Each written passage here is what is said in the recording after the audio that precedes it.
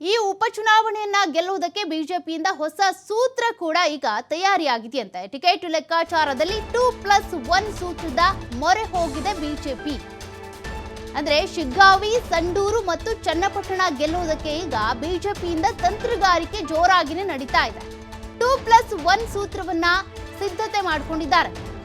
1 ಕ್ಷೇತ್ರ ಜೆಡಿಎಸ್ಗೆ, 2 ಕ್ಷೇತ್ರ ಬಿಜೆಪಿಗೆ ಕೊಡುವಂತ ಸಾಧ್ಯತೆ ಇದೆ. ಈಗ ಬೈ ಎಲೆಕ್ಷನ್ ನಡಿಬೇಕಾಗಿರೋದು 3 ಕ್ಷೇತ್ರಗಳಿಗೆ.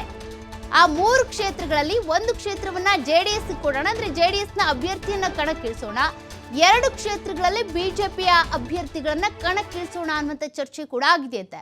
ಹೀಗಾಗಿ ಸಿಪಿ ಯೋಗೇಶ್ವರ್ ಅವರಿಗೆ ತೀರ್ಮಾನವನ್ನ ಹೇಳ್ತಾ ಇಲ್ವಂತೆ ಬಿಜೆಪಿಯ ವರಿಷ್ಠರು. ರಕ್ಷಾ ಬಂಧನದ ಬಳಿಕ ಟಿಕೆಟ್ ಯಾರಿಗೆ ಅಂತ ನಿರ್ಧಾರ ಮಾಡ್ತಾರಂತೆ.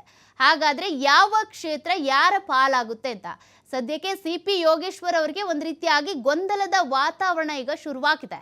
ಈಗಾಗಲೇ ಅವರು ಬಿಜೆಪಿ ಜೆಡಿಎಸ್ನಿಂದ ನನಗೆ ಟಿಕೆಟ್ ಕೊಟ್ಟರೂ ಪರವಾಗಿಲ್ಲ, ಅಂದರೆ ಮೈತ್ರಿ ಆಗಿರೋದ್ರಿಂದ ಪಕ್ಷದ ಚಿಹ್ನೆಯನ್ನ ಗುರುತಿಸ್ಕೊಂಡು ನಾನು ಕಣಕ್ಕಿಳಿದ್ರೂ ಪರವಾಗಿಲ್ಲ, ಅವರು ಟಿಕೆಟ್ ಕೊಟ್ಟಿಲ್ಲ ಅಂತಂದರೆ ನಾನು ಪಕ್ಷೇತರವಾಗಾದರೂ ಸ್ಪರ್ಧೆ ಮಾಡೋದಂತೂ ಖಚಿತ, ನನ್ನ ಕ್ಷೇತ್ರವನ್ನು ನಾನು ಬಿಟ್ಟು ಕೊಡಲ್ಲ ಅನ್ನುವಂಥ ನಿಲುವನ್ನು ಸಿಪಿ ಯೋಗೇಶ್ವರ್ ಅವರು ಇಟ್ಕೊಂಡಿರುವಂಥದ್ದು.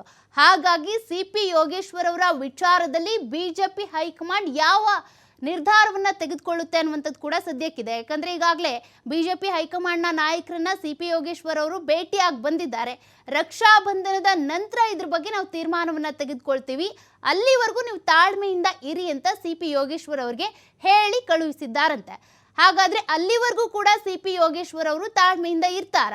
ಒಂದ್ ವೇಳೆ ಅಲ್ಲಿವರೆಗೂ ತಾಳ್ಮೆಯಿಂದ ಇದ್ರೂ ಕೂಡ ಬಿಜೆಪಿ ಹೈಕಮಾಂಡ್ ಯಾವ ನಿರ್ಧಾರವನ್ನ ತೆಗೆದುಕೊಳ್ಳುತ್ತೆ? ಈ 3 ಕ್ಷೇತ್ರಗಳಿಗೂ ಕೂಡ ಈಗ ಬೈ ಎಲೆಕ್ಷನ್ ನಡಿಬೇಕಲ್ಲ, ಯಾವ ಕ್ಷೇತ್ರಗಳಿಗೆ ಯಾರಿಗೆ ಟಿಕೆಟ್ ಕೊಡ್ತಾರೆ? ಹಾಗಾದ್ರೆ 1 ಕ್ಷೇತ್ರಕ್ಕೆ ಜೆಡಿಎಸ್ನಿಂದ ಅಭ್ಯರ್ಥಿಯನ್ನ ಕಣಕ್ಕಿಳಿಸಬೇಕು ಅನ್ಕೊಂಡಿದ್ದಾರೆ, 2 ಕ್ಷೇತ್ರಗಳಿಗೆ ಬಿಜೆಪಿ ಅಭ್ಯರ್ಥಿಗಳನ್ನ ಕಣಕ್ಕಿಳಿಸಬೇಕು ಅನ್ನೋದು ಬಿಜೆಪಿ ಹೈಕಮಾಂಡ್ನ ಚಿಂತನೆ. ಹಾಗಾಗಿ ಸಿಪಿ ಯೋಗೇಶ್ವರ್ ಅವರ ಕತೆ ಏನಾಗುತ್ತೆ ಹಾಗಾದ್ರೆ?